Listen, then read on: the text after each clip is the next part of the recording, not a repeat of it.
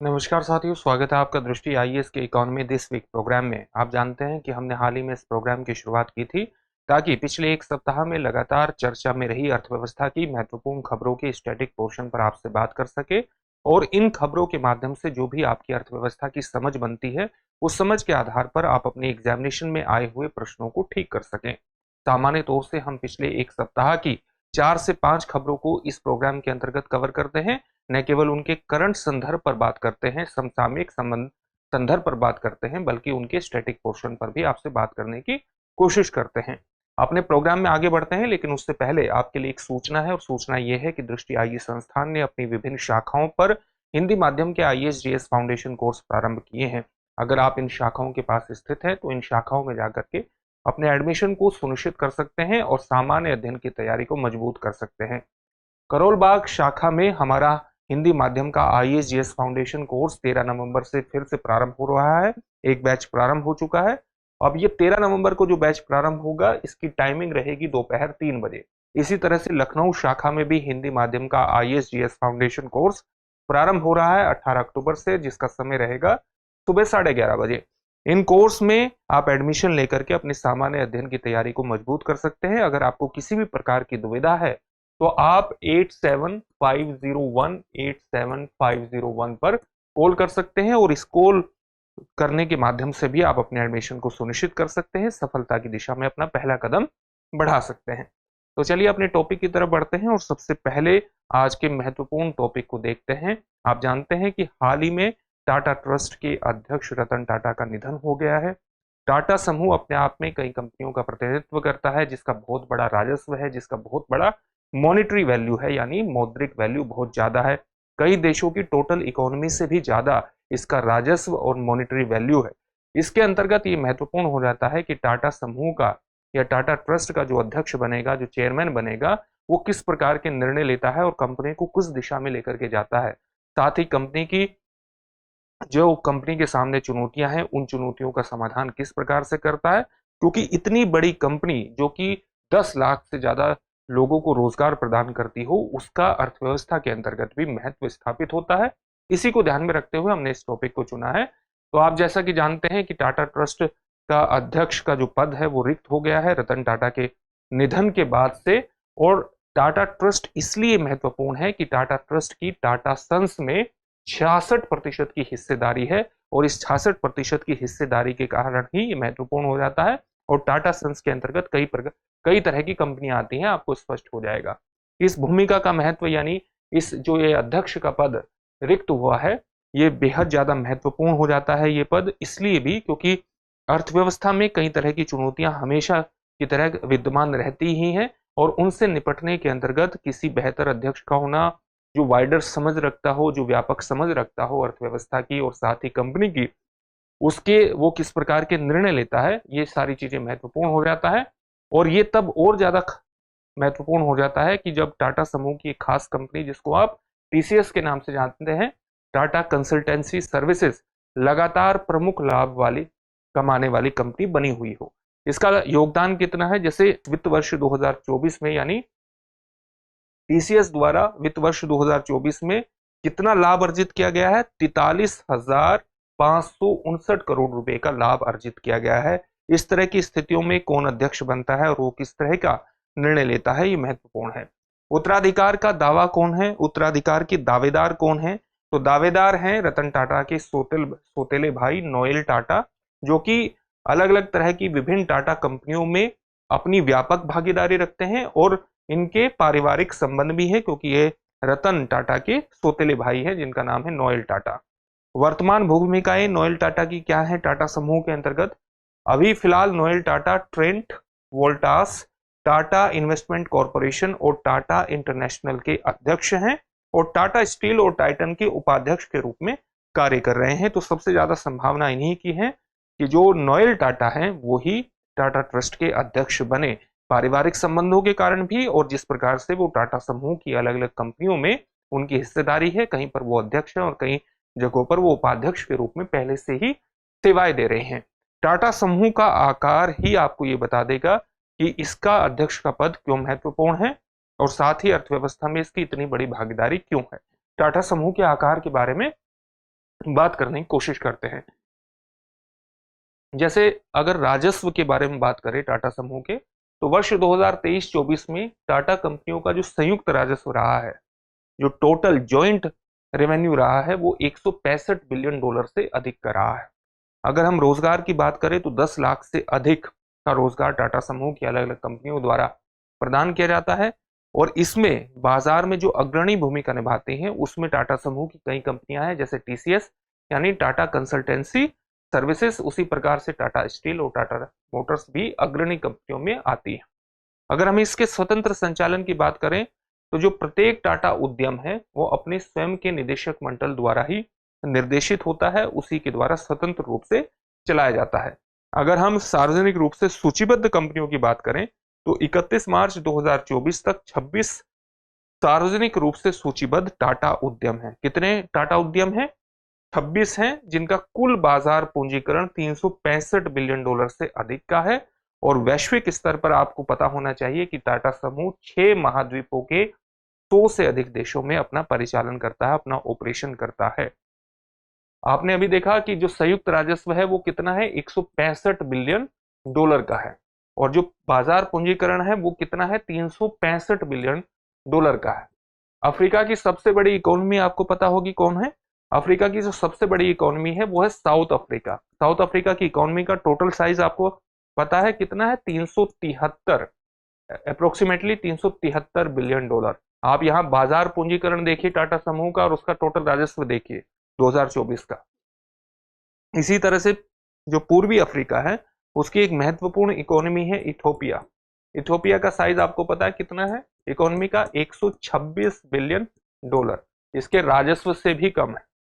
तो ये दिखाता है कि टाटा ट्रस्ट के जो अध्यक्ष बनेंगे उनकी कितनी महत्वपूर्ण भूमिका होगी अलग अलग तरह की चुनौतियों से लड़ने के लिए, और साथ ही कंपनी को एक खास दिशा प्रदान करने के लिए कि क्या वो उसी तरह की दिशा प्रदान करते हैं जिस प्रकार की रतन टाटा द्वारा प्रदान की गई थी, या उसमें किसी प्रकार के परिवर्तन करते हैं, उस कंपनी को किसी की और तरीके से उसके जो वर्क कल्चर है या वर्क कल्चर के अलावा उसके जो ऑपरेशनल है, ऑपरेशनलाइज जिस तरह से किया जाता है, उसका कार्य संचालन किस प्रकार से किया जाता है, उसमें किसी तरह के परिवर्तन करते हैं। क्योंकि टाटा समूह बहुत बड़े स्तर पर रेवेन्यू जनरेट करता है, न केवल रेवेन्यू जनरेट करता है बल्कि 10 लाख से अधिक लोगों को नौकरी भी प्रदान करता है, उसके अंतर्गत ये महत्वपूर्ण हो जाता है। अब हम देखते हैं अगली खबर पर। अगली खबर हमारी आरबीआई की एक स्टडी से जुड़ी हुई है। आरबीआई ने हाल ही में एक अध्ययन किया था। अध्ययन उसका मुद्रास्फीति को लेकर था, लेकिन इसी अध्ययन के दौरान आरबीआई ने कुछ महत्वपूर्ण आंकड़े प्राप्त किए और वो किसानों की आय से संबंधित थे। वो आंकड़े इस प्रकार से थे कि किसानों को जो वो फल पैदा करते हैं, उत्पन्न करते हैं, और साथ ही जो सब्जियां उगाते हैं, तो फलों से और सब्जियों को बेचने से जो उनको आय प्राप्त होती है वो उपभोक्ता द्वारा चुकाई गई कीमत का लगभग 1/3 के बराबर होती है, जो अपने आप में एक बहुत ही चिंता का आंकड़ा है और कई तरह की कमियों की तरफ इंगित करता है। तो हम देखेंगे कि कौन कौन सी फसलों पर किसानों को बहुत कम आय प्राप्त होती है और साथ ही इस समस्या का कारण क्या है, इस समस्या की जड़ क्या है। पहले अध्ययन देख लेते हैं। बाजार की गतिशीलता के बारे में, मोबिलिटी ऑफ मार्केट के बारे में क्या कहा गया है कि जो थोक विक्रेता है, यानी जो होलसेल विक्रेता हैं, और जो खुदरा विक्रेता हैं, जो रिटेलर्स हैं, वो सब्जियों और फलों पर उपभोक्ता मूल्य का लगभग 2/3 हिस्सा ले जाते हैं, जबकि किसानों को सब्जियों के अंतर्गत जब वो सब्जियां बेचते हैं, उपभोक्ता द्वारा जितनी कीमत चुकाई जाती है उसका केवल 1/3 प्राप्त होता है। जैसे टमाटर पर किसानों को जितना उपभोक्ता द्वारा कीमत चुकाई जाती है उसका केवल 33% ही प्राप्त होता है, यानी लगभग 1/3 प्राप्त होता है। उसी तरह से प्याज जितने पर किसान बेचता है, किसान को प्याज बेचने पर जितना पैसा प्राप्त होता है वो उपभोक्ता द्वारा चुकाई गई कीमत का मात्र 36% होता है, 1/3 के ही करीब है। उसी तरह से आलू के लिए उसे केवल 37% ही प्राप्त होता है। अगर हम फलों की बात करें तो फलों के लिए केले को बेचने पर किसानों को लगभग 31% हिस्सा ही प्राप्त होता है, जितना उपभोक्ता द्वारा कीमत चुकाई जाती है। उसी तरह से अंगूर के लिए 35% ही उसको प्राप्त हो पाता है, जितना कि वो बेचता है, और जितना उपभोक्ता के द्वारा चुकाया जाता है, उपभोक्ता द्वारा चुकाए गए मूल्य का केवल 35% ही प्राप्त होता है अंगूर की खेती पर किसान को। आम के लिए केवल 43% अनुमानित है जो उसकी आय है। तो ये एक बहुत बड़ा चिंता का कारण है कि किसानों को उनकी फसलों का सही दाम नहीं मिल पाता है। सब्जियों के मामले में ये लगभग 1/3 के आसपास ही रहता है, जबकि फलों के मामले में भी ये लगभग 1/3 ही दिखाई देता है। तो आरबीआई इसका अपने हिसाब से विश्लेषण करता है और आरबीआई ने कहा है कि सब्जियों, दालों और फलों से संबंधित मुद्रास्फीति पर उसने ये अध्ययन किया है और ये आंकड़े इस तरह के आरबीआई ने प्राप्त किए हैं अपने विश्लेषण के अंतर्गत। अध्ययन उसका मुद्रास्फीति पर था और मुद्रास्फीति का अध्ययन करने के दौरान ही उसने ये आंकड़े प्राप्त किए। इसके अंतर्गत एक महत्वपूर्ण चीज यह भी है कि कुछ फसलें ऐसी हैं, या आप कह सकते हैं कि कुछ उद्यम ऐसे हैं जो किसान द्वारा किए जाते हैं और जहां पर वो 1/3 से ज्यादा आय प्राप्त करने में उपभोक्ता द्वारा जितने मूल्य चुकाए जाते हैं किसी वस्तु पर, उसके काफी हद तक उसके मूल्य को प्राप्त करने में सक्षम हो जाता है। और ऐसा ही एक उद्योग है डेयरी उद्योग। तो डेयरी मूल्य श्रृंखला की अगर हम बात करें तो किसानों को अंतिम मूल्य का, यानी उपभोक्ता द्वारा चुकाई गई जो कीमत है, उसका लगभग 70% प्राप्त हो जाता है। अगर हम दालों की मूल्य श्रृंखला पर बात करें तो किसानों को इसका भी महत्वपूर्ण मूल्य प्राप्त हो जाता है, यानी जितना दाल वो बेचते हैं उसका भी उपभोक्ता द्वारा चुकाई गई कीमत का काफी मूल्य उन्हें प्राप्त हो जाता है। जैसे चना के अंतर्गत उन्हें 75% अंतिम मूल्य प्राप्त हो जाता है, उसी तरह से मूंग के लिए 70% और अरहर के लिए 65% मूल्य प्राप्त हो जाता है। तो संभावना या इसका समाधान यही है कि अगर उन्हें सब्जियों पर और फलों पर यह प्राप्त नहीं हो पाता है, उचित मूल्य प्राप्त नहीं हो पाता है, तो उसके कारण क्या है और उन कारणों को समाप्त करने की आवश्यकता है। कारण क्या है? कारण कहीं बताए गए हैं, जैसे मूल्य श्रृंखला में कुछ अकुशलताएं हैं, यानी मूल्य श्रृंखला के अंतर्गत जो वैल्यू चेन है उसके अंतर्गत कुछ कमियां हैं, और अगर उन कमियों को दूर कर दिया जाए तो फलों और सब्जियों पर भी किसानों को बेहतर आय हो सकती है। कमियां क्या है? कमियां सबसे पहले यह है कि फलों की शीघ्र नष्ट होने की प्रकृति है, उसी प्रकार से कुछ फसलों की भी शीघ्र नष्ट होने की प्रकृति होती है। जैसे टमाटर बहुत जल्द खराब होता है, और टमाटर बहुत जल्द खराब होता है, इसके अलावा कुछ फल भी बहुत तेजी से खराब होते हैं, उनका ड्यूरेबिलिटी जो है वो अवधि कम होती है, तेजी से खराब होते हैं। और अगर तेजी से खराब होते हैं तो इसके लिए जरूरी है कि जो भंडारण सुविधाएं हैं, और भंडारण सुविधाओं के अंतर्गत जो कोल्ड स्टोरेज की सुविधाएं हैं, कोल्ड स्टोरेज, वो बेहतर सुविधाएं अगर निर्मित हो जाएं तो इस समस्या का समाधान किया जा सकता है। यानी भंडारण सुविधाएं भी अपर्याप्त हैं, जिससे किसानों की बहुत सी फसल बहुत तेजी से नष्ट होती हैं और उन्हें उचित मूल्य प्राप्त नहीं हो पाता है। इसी तरह से कुछ उत्पादनों का जो प्रकृति होती है वो कुछ क्षेत्र में ही होते हैं और कुछ मौसम के दौरान होते हैं, यानी कुछ उत्पादनों की मौसमीय और क्षेत्रीय प्रकृति होती है और उसके कारण भी उन्हें उचित मूल्य प्राप्त नहीं हो पाता है। और एक है, चौथा कारण है कि आपूर्ति श्रृंखला में बड़ी संख्या में बिचौलिए शामिल हैं। अगर किसी आपूर्ति श्रृंखला में बड़ी संख्या में बिचौलिए शामिल होंगे तो किसानों को उचित मूल्य प्राप्त करने में निश्चित रूप से दिक्कत होगी। इसलिए बिचौलिए को कम से कम करने की आवश्यकता है। इसलिए हमें एक ऐसा मॉडल अपनाना चाहिए जो हमने अपने यहाँ डेयरी उद्योग के अंतर्गत निर्मित किया है, और उस डेयरी उद्योग के अंतर्गत जो हमने अलग अलग गांव में डेयरी स्थापित की है, एक सहकारी सिस्टम जो उसका निर्मित किया है, अगर हम अन्य फसलों के अंतर्गत, सब्जियों के अंतर्गत, फलों के अंतर्गत भी उस तरह का एक सिस्टम एस्टेब्लिश करने में, एक व्यवस्था स्थापित करने में सक्षम हो जाए, तो किसानों को वहां पर भी जिस प्रकार से डेयरी के अंतर्गत 70% उनको अंतिम मूल्य का मूल्य प्राप्त हो जाता है, उसी तरह से फलों और सब्जियों के अंतर्गत भी उन्हें मूल्य प्राप्त हो सकता है। अगली खबर की तरफ बढ़ते हैं, और अगली खबर आप जानते हैं कि हाल ही में भारत और मालदीव ने एक करेंसी स्वैप समझौता किया है। करेंसी स्वैप समझौता किया है और इससे मालदीव को उसकी आर्थिक समस्याओं का समाधान करने में निश्चित रूप से मदद मिलेगी। करेंसी स्वैप को सामान्य तौर से समझ लीजिए। करेंसी स्वैप क्या होता है? ये किसी देश की एक निश्चित मुद्रा, एक निश्चित मुद्रा राशि का किसी अन्य देश की मुद्रा से बदलने को आप कह सकते हैं। किसी देश की एक मुद्रा की एक निश्चित राशि को किसी अन्य देश की मुद्रा से बदला जाता है। और इसके अंतर्गत किस प्रकार से बदला जाएगा, एक उदाहरण के माध्यम से इसको आप समझ सकते हैं। मान लिया कोई देश है, इस तरह से वो करते हैं कि कोई देश है, किसी दूसरे देश को वो $100 बिलियन का राशि प्रदान करता है और उसके बदले में उस देश की मुद्रा हासिल करता है। मान लिया 75 बिलियन यूरो मुद्रा हासिल करता है। तो इसके अंतर्गत और इस समझौते वो 5 वर्ष के लिए करते हैं। तो 5 वर्षों तक जिस देश ने $100 बिलियन प्राप्त किया है, वो उस देश को जिससे ये $100 बिलियन प्राप्त किया है एक निश्चित ब्याज राशि प्रदान करेगा। किसमें प्रदान करेगा? डॉलर में प्रदान करेगा। और जिस देश ने यूरो प्राप्त किया है, वो इस 75 बिलियन यूरो राशि पर इसको एक निश्चित राशि यूरो में ब्याज की भुगतान करेगा। 5 वर्ष तक ये भुगतान किया जाएगा और इस भुगतान के बाद ये जो दो राशियां हैं, $100 बिलियन और 75 बिलियन यूरो, ये दोनों देश आपस में फिर से एक देश दूसरे देश को इस विनिमय को उलट देंगे, यानी एक दूसरे की राशि को वापस कर देंगे। इससे क्या होगा? इससे इंटरनेशनल मार्केट की जो उठापटक है, जो अंतर्राष्ट्रीय मुद्रा बाजार की जो उठापटक है, जो तरलता में जो फ्लक्चुएशन आता है, उससे ये दोनों देश बच जाएंगे और अपने व्यापार को भी बढ़ा सकते हैं और अपनी भुगतान संतुलन की जो समस्या है, जो बैलेंस ऑफ पेमेंट है, उस समस्या का भी समाधान करते हैं। और इसी को ध्यान में रखते हुए भारत और मालदीव ने करेंसी स्वैप समझौता किया है। इस समझौते पर हस्ताक्षर किसके द्वारा किए गए हैं?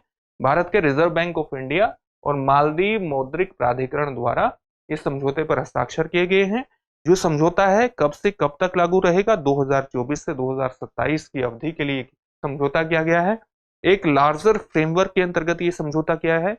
वो लार्जर फ्रेमवर्क क्या है? सार्क मुद्रा स्वैप फ्रेमवर्क है। इसी के अंतर्गत मुद्रा विनिमय फ्रेमवर्क या मुद्रा स्वैप फ्रेमवर्क के अंतर्गत ये समझौता किया गया है। और इस समझौते के अंतर्गत मालदीव को 2 विंडो बनाई गई है। एक है अमेरिकी डॉलर या यूरो स्वैप विंडो। इसके अंतर्गत मालदीव को $400 मिलियन तक धनराशि प्राप्त हो सकती है। और एक और विंडो बनाई गई है भारतीय रुपया स्वैप विंडो। इसके माध्यम से मालदीव को 30 अरब रुपये की पहुंच हासिल हो सकती है।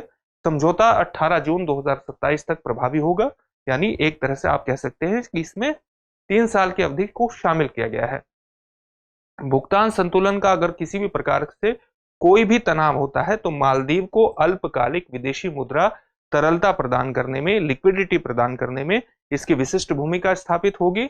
आप जानते हैं कि जो सार्क मुद्रा स्वैप फ्रेमवर्क है, इसकी शुरुआत वर्ष 2022 में की गई थी और इस ढांचे का उद्देश्य था, सार्क मुद्रा विनिमय ढांचे का जो उद्देश्य था वो था सदस्य देशों को विदेशी मुद्रा की कमी का प्रबंधन करने में मदद करना।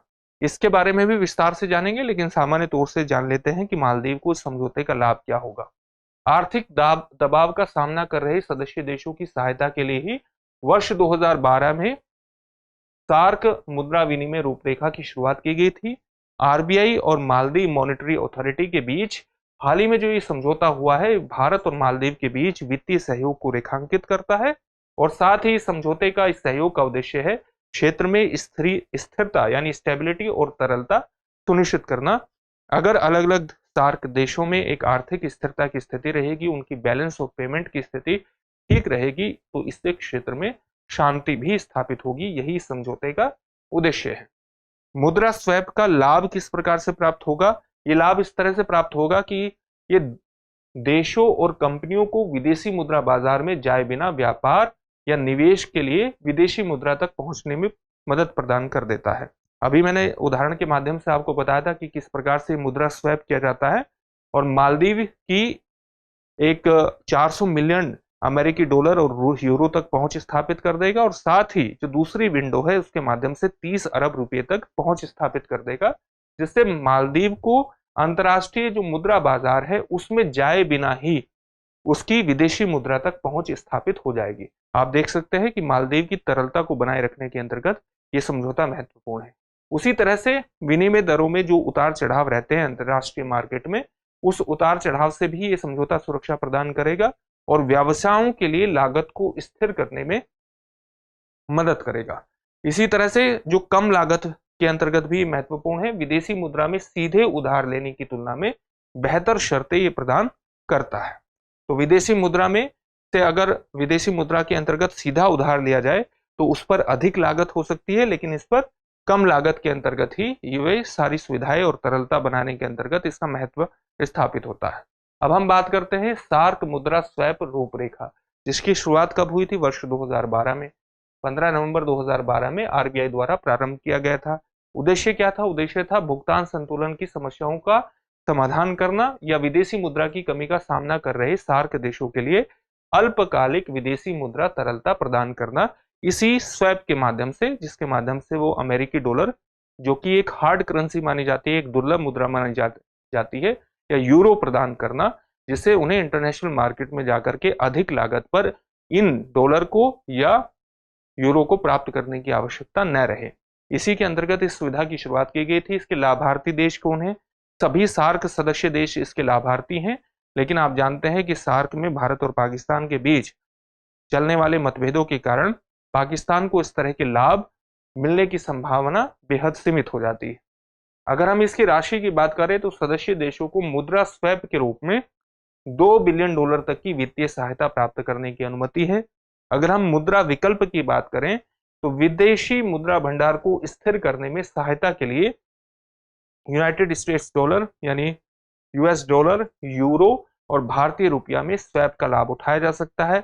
इसकी वैधता कुछ निश्चित समय के लिए होती है और जिसे अक्सर नवीनीकृत भी किया जा सकता है, यानी इसको पुनः लागू किया जा सकता है, जैसे ये समझौता भारत ने किया है वर्ष 2027 तक। उस 27 के बाद फिर से इसको नवीनीकृत किया जा सकता है, 1 साल के लिए, 2 साल के लिए या 3 साल के लिए इसकी अवधि को बढ़ाया जा सकता है। और इसका उद्देश्य यही है कि जब तक देश वित्तीय स्थिरता हासिल न कर ले, जब तक वो अपने एक तरह से अपनी आर्थिक समस्याओं का समाधान न कर ले और उसका समाधान स्थायी न हो जाए, तब तक उसको इस तरह की सुविधा प्रदान करना है। और महत्व यही है कि सार्क के क्षेत्र में आप जानते हैं कि कौन कौन से देश आते हैं? अफगानिस्तान, पाकिस्तान, भारत, नेपाल, भूटान, बांग्लादेश, श्रीलंका जैसे देश सार्क देशों में शामिल हैं और इसमें मालदीव भी शामिल है। तो इस सार्क के क्षेत्र में वित्तीय सहयोग और आर्थिक स्थिरता को मजबूत करना ही इस पूरी सुविधा का एक तरह से लाभ है, सार्क मुद्रा स्वैप रूपरेखा का, जिसके अंतर्गत भारत मालदीव मुद्रा स्वैप समझौता हुआ है। अगली खबर की तरफ बढ़ते हैं। अगली खबर है विदेशी मुद्रा भंडार रिकॉर्ड स्तर पर।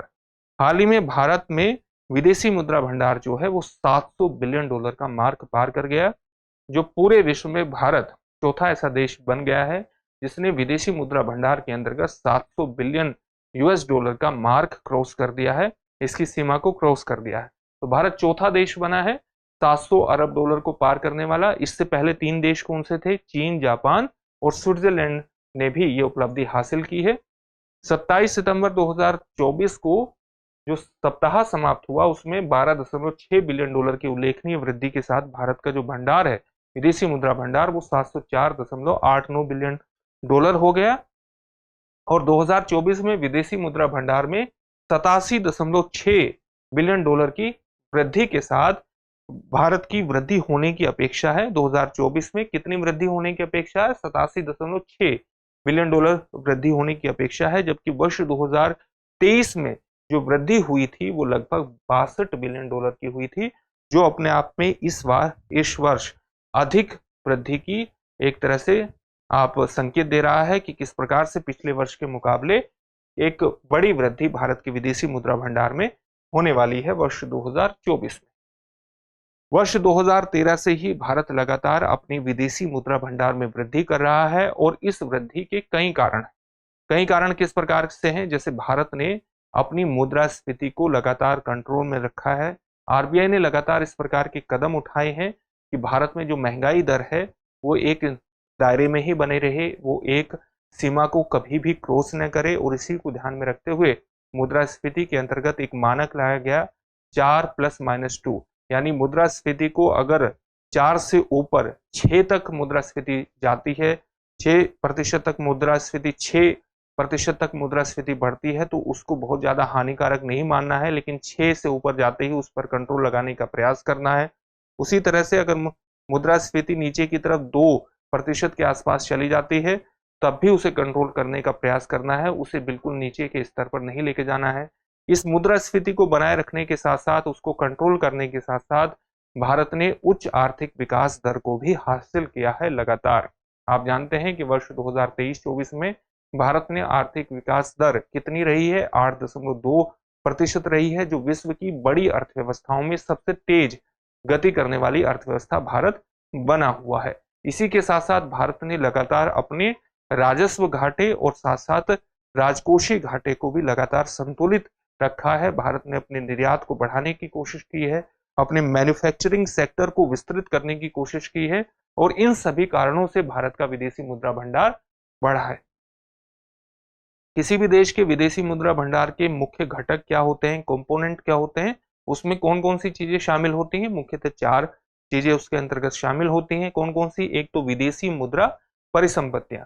विदेशी मुद्रा परिसंपत्तियों के अंतर्गत कौन कौन सी चीजें आती हैं? हार्ड करेंसी आती हैं। जैसे हार्ड करेंसियों में कौन कौन सा आएगा? यूएस डॉलर आएगा और इसके अलावा यूरो आएगा, इसके अलावा येन आएगा और पाउंड स्टर्लिंग भी इसके अंतर्गत आ जाएगा। तो हार्ड करेंसी जिसके किसी भी देश के पास पाउंड स्टर्लिंग, किसी भी देश के पास जितना हार्ड करेंसी होगी तो वो उसके मुद्रा भंडार का एक हिस्सा होता है। जैसे अगर भारत के पास 500 बिलियन अमेरिकी डॉलर है तो वो उसके विदेशी मुद्रा भंडार का एक हिस्सा होगा। इसी तरह से कोई भी देश फिजिकल गोल्ड यानी गोल्ड की भौतिक सीमा को भी बनाए रखने का कोशिश करता है और उसकी जो बाजार कीमत है होती है गोल्ड की, जितना भी गोल्ड है, मान लिया भारत के पास 500 टन गोल्ड है तो उसकी जो भी बाजार कीमत होगी वो भी विदेशी मुद्रा भंडार का एक हिस्सा होगी। तो स्वर्ण भंडार भी विदेशी मुद्रा भंडार का हिस्सा होता है। इसी तरह से विदेशी आहरण अधिकार, विदेशी आहरण अधिकार क्या होता है? आईएमएफ के द्वारा इसे 1969 में शुरू किया गया था और ये अंतरराष्ट्रीय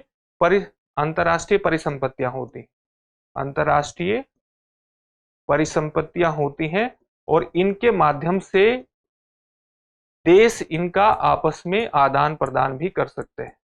आदान प्रदान देशों के द्वारा किया जाता है और किसी देश की भुगतान संतुलन समस्या से निपटने के अंतर्गत भी विदेशी आहरण अधिकार महत्वपूर्ण होते हैं। और अगर किसी देशी आईएमएफ के पास ये विदेशी आहरण अधिकार, आप ये मानिए कि अगर भारत के पास 10 बिलियन डॉलर के या 100 बिलियन डॉलर के एसडीआर हैं तो वो विदेशी मुद्रा भंडार का हिस्सा होता है। उसी प्रकार से आईएमएफ में जो रिजर्व ट्रांच की स्थिति है वो भी विदेशी मुद्रा भंडार का हिस्सा होती है। इसका मतलब क्या हुआ? रिजर्व ट्रांच की स्थिति क्या है? मान लिया आईएमएफ में भारत का जो कोटा है वो 10% के बराबर है या 10 बिलियन डॉलर के बराबर है और इस 10 बिलियन डॉलर का एक हिस्सा भारत बिना किसी शर्त के प्राप्त कर सकता है। मान लिया 1 बिलियन डॉलर भारत बिना किसी शर्त के प्राप्त कर सकता है तो जो 1 बिलियन डॉलर है ये भारत के विदेशी मुद्रा भंडार का हिस्सा हो जाएगा। इसी को कहते हैं रिजर्व ट्रांच, आईएमएफ में रिजर्व ट्रांच। तो ये विदेशी मुद्रा भंडार के महत्वपूर्ण घटक होते हैं जो आपको याद होने चाहिए एग्जामिनेशन के दृष्टिकोण से। अब इन सभी पर एक एक प्रश्न देख लेते हैं। इन सभी प्रश्नों का उत्तर आपको कमेंट बॉक्स में कमेंट करके देना है। प्रश्न क्या है? वर्ष 2023-24 में टाटा समूह की टाटा कंपनियों का संयुक्त राजस्व लगभग कितना रहा है? आपसे राजस्व पूछा गया है, आपको राजस्व बताना है। 135 billion dollar, 165 billion dollar, 195 billion dollar या 225 बिलियन डॉलर। अगला प्रश्न क्या है? हाल ही में आरबीआई द्वारा किए गए अध्ययन के अनुसार भारतीय किसानों को सब्जियों और फलों के कम दाम प्राप्त होने का या के क्या कारण है या है? आपके ऑप्शंस क्या हैं? फसलों की शीघ्र नष्ट होने की प्रकृति, उत्पादन का क्षेत्रीय और मौसमी संकेंद्रण, भंडारण सुविधाएं अपर्याप्त या उपर्युक्त सभी। अगला प्रश्न है, हाल ही में भारत ने किस देश के साथ करेंसी स्वैप समझौता किया है? आपके ऑप्शंस हैं श्रीलंका, मालदीव, भूटान या नेपाल। आखिरी प्रश्न है आपका, 700 बिलियन डॉलर विदेशी मुद्रा भंडार हासिल करने वाला दुनिया का चौथा देश हाल ही में कौन बना है? चीन, जापान, स्विट्जरलैंड या भारत? इन सभी प्रश्नों के उत्तर आपको कमेंट बॉक्स में कमेंट करके जरूर देने हैं। फिर से एक नए सेशन में आपसे मुलाकात होगी। धन्यवाद। डियर व्यूअर्स, अपने एग्जाम की तैयारी को और बेहतर करने के लिए हमारे चैनल को लाइक, शेयर और सब्सक्राइब करना न भूलें।